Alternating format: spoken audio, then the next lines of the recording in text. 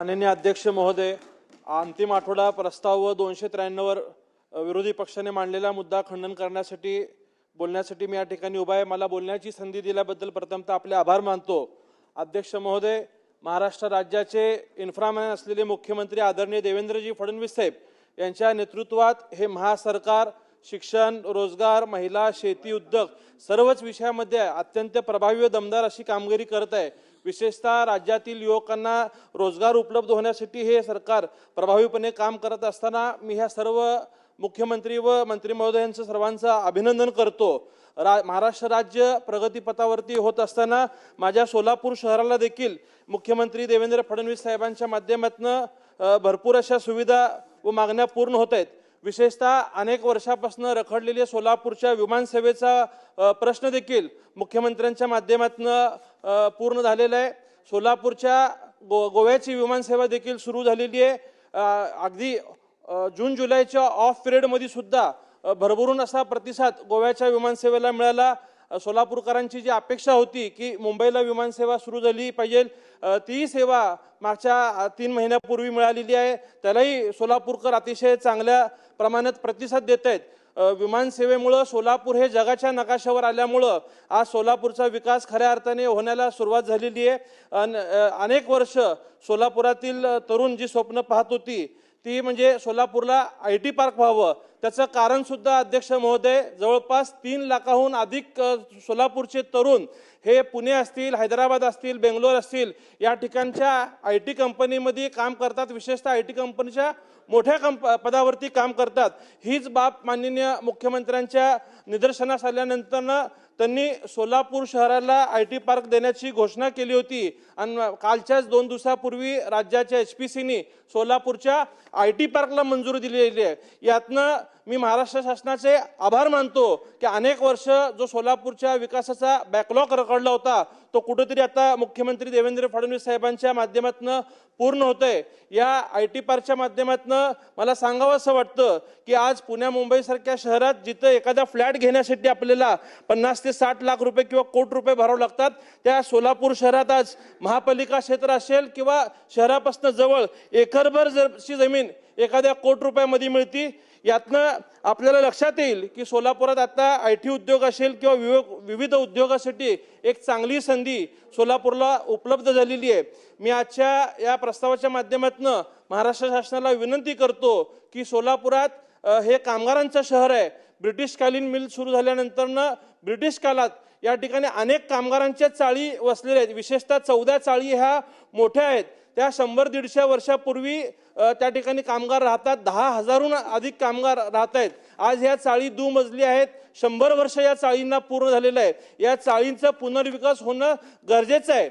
ह्या चाळी आज एकदम शहराच्या मोक्याच्या जागेवरती आहेत। एकही नया रुपयाची अपेक्षा आम्हाला सरकारकडनं नाही आहे, परंतु आमची जी अडचण आहे ती या सगळ्या चाळीच्या जमिनीवरती चुकीच्या पद्धतीने बिटू लागलेला आहे। मी स्वतः मुख्यमंत्री फडणवीस साहेबांना आणि बावनकुळे साहेबांना याबाबतची वस्तुस्थिती समजून सांगितलेली आहे आणि बावनकुळे साहेबांनी सांगितलं की नजूलच्या धर्तीवरती किंवा सिंधी समाजाला ज्याप्रमाणे 2% आकारून हे बिटूची सवलत माफ करण्यात आलेली आहे, परंतु माझी आपल्या माध्यमातून मुख्यमंत्री महोदयांना विनंती आहे की ह्या कामगारांच्या घरांचा प्रश्न असल्यामुळं आणि सरकारला कुठल्याही प्रकारची पुनर्विकासासाठी पैसे द्यायची आवश्यकता नसल्यामुळं बिटू पूर्णपणे माफ होण्यासाठी ह्या सरकारने सकारात्मक प्रयत्न करावा, मी अशी आपल्या माध्यमातून विनंती करतो।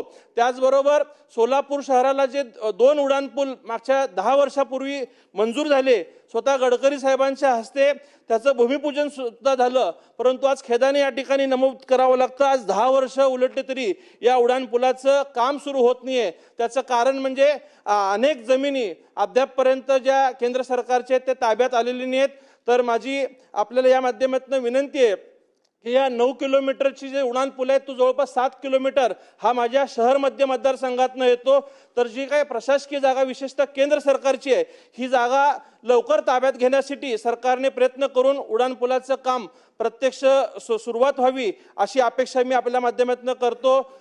सोलापूर शहराला जे अभियांत्रिकी महाविद्यालय 1966 साली मंजूर झालं होतं, परंतु त्यावेळी सोलापूरचं अभियांत्रिकी महाविद्यालय अन्य शहरात पळवण्यात आलं. अनेक वर्ष सोलापूरकर त्या अभियांत्रिकी महाविद्यालयाची वाट पाहतायत, परंतु त्यात यश आलं नाही. परंतु तत्कालीन पालकमंत्री चंद्रकांतदादा पाटील हे उच्चतंत्री शिक्षण मंत्री असताना त्यांनी अभियांत्रिकी महाविद्यालयाची घोषणा देखील केलेली आहे, ते मंजूर देखील झालेलं आहे. मी मुख्यमंत्री देवेंद्र फडणवीस साहेबांकडे याचा पाठपुरावा करतोय की जे सोलापूरचं तंत्रनिकेतन आहे त्याची जवळपास 34 एकर जागा आहे, सर्व प्रशस्त अशी इमारत आहे आणि स्टाफ सुद्धा उपलब्ध आहे.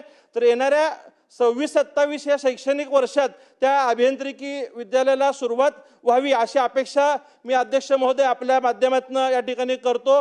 विशेषतः सोलापूर शहराचा जो डीपी रोडचा प्रश्न आहे की क वर्ग आणि ड वर्ग महापालिका असलेल्या शहरातल्या डीपी रोडला बजेट नसल्यामुळं विकास कामं पूर्ण करण्यासाठी अडचण येतात.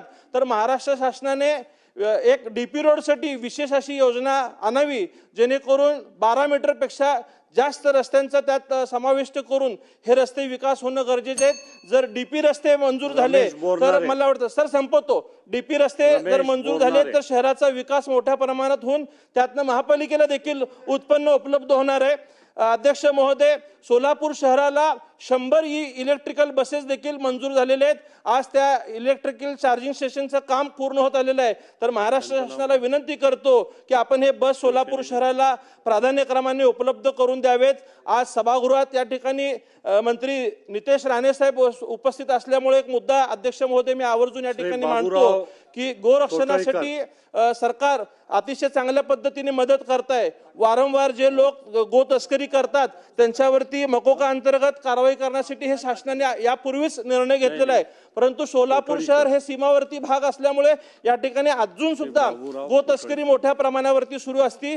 तर ज्या ठिकाणी जे वाहनं एकपेक्षा अधिक वेळा गो तस्करीमध्ये आढळून येतील अशा वाहनांवरती स्क्रॅप करण्याची तरतूद ह्या सरकारने करावी अशी मागणी मी आपल्या माध्यमातून करतो. विशेषतः राणे साहेबांनी यात लक्ष घालावे मी अशी विनंती करतो. माझ्या अक्कलकोट रोड MIDC ला मागच्या 15-20 वर्षापासून कुठल्याही प्रकारच्या सुखसुविधा किंवा रस्ते यापूर्वीच्या आमदारांनी दिल्या नव्हत्या, परंतु जवळपास 56 कोटी रुपयाच्या रस्त्यांना मंजुरी मुख्यमंत्री महोदयांनी दिलेली आहे. यासाठी मी मुख्यमंत्री महोदयांचे आभार मानतो. व 293 या शेतीच्या विषयावर बोलताना मला विशेषतः पालकमंत्र्यांचं मनापासून एक अध्यक्ष महोदय प्रसंगी हेलिकॉप्टर बोलवून त्यांना पुनर्वसन करण्याचं, त्यांना हलवण्याचं काम या सरकारने केलं. ऐन दिवाळीच्या तोंडावरती जे भरभरून अशी मदत शेतकऱ्यांना सरकारच्या माध्यमातून मिळाली. विशेषतः पूर्ण दिवाळीचा फराळ असेल, महिनाभराचं धान्य असेल आणि सोलापूरचे पालकमंत्री जयकुमार गोरे साहेबांनी तर महिलांना साडी चोळीचा सन्मान केला, पण पुरुषांना पूर्ण पोषक असं लोकांना आपलंसं वाटणार हे प्रभावी सरकार यांनी काम केलेलं आहे. अनेक जे विषय या ठिकाणी मी आज मांडलेले आहेत ते येणाऱ्या काळात सरकारच्या माध्यमातून पूर्ण होईल अशी अपेक्षा या ठिकाणी करतो. आपण मला बोलण्याची संधी दिल्याबद्दल आपले आभार मानतो. धन्यवाद.